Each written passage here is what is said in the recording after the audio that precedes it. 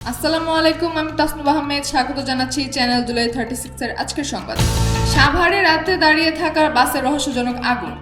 সাভারের উলাইল এলাকায় শনিবার রাত 10:30টার দিকে শ্রমিকবাহী একটি বাসে হঠাৎ আগুন ধরে যায়। আচমকা আগুনের তাপে ঘুম ভেঙে যায় বাস চালক মোহাম্মদ সেলিমের। তিনি দ্রুত বের হয়ে পানি ঢেলে আগুন নিয়ন্ত্রণে আনার চেষ্টা করেন।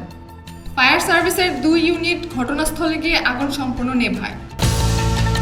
নিউ ইস্কাটনে ককটেল বিস্ফোরণ, পথচারী আহত।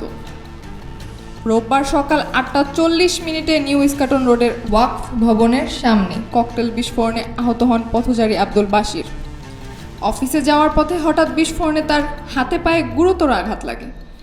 ঘটনার পরপরই এলাকাটিকে ঘিরে ফেলে নিরাপত্তা সংস্থা, বাড়ানো হয়েছে টহল। ডিসেম্বরে জাতীয় নির্বাচন তফসিল, একই দিনে গণভোটও। ইসি জানিয়েছে 4 বা 7 ডিসেম্বরই ঘোষণা হবে ত্রয়োদশ জাতীয় সংসদ নির্বাচনের তফসিল।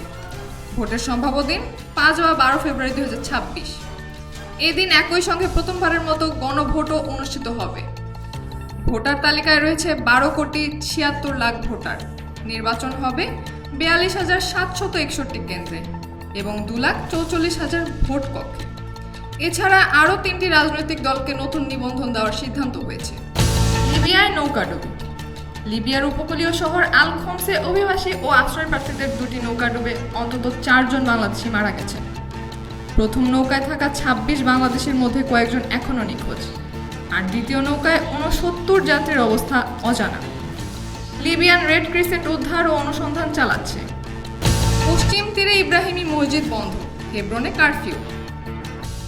অধিকৃত পশ্চিম তীরের হেব্রনে ইসরায়েলি বাহিনী ইব্রাহিমী মসজিদ হঠাৎ বন্ধ করে দিয়ে পুরো পুরনো শহর কারফিউ জারি করেছে। সেনা নিরাপত্তায় শত শত অবৈধ বসতকারী শহরে শোভাযাত্রা করেছে, যা স্থানীয়দের মতোই মসজিদের বাকি অংশ দখল করে সিনাগগে রূপান্তরের পরিকল্পনার অংশ। 2023 সালের গাজা যুদ্ধের পর থেকে মুসলিমদের প্রবেশাধিকার কঠোরভাবে সীমিত করে আসছে ইসরায়েল। শেখ হাসিনার মামলার রায় সোমবার, সর্বোচ্চ সতর্কতায় দেশ।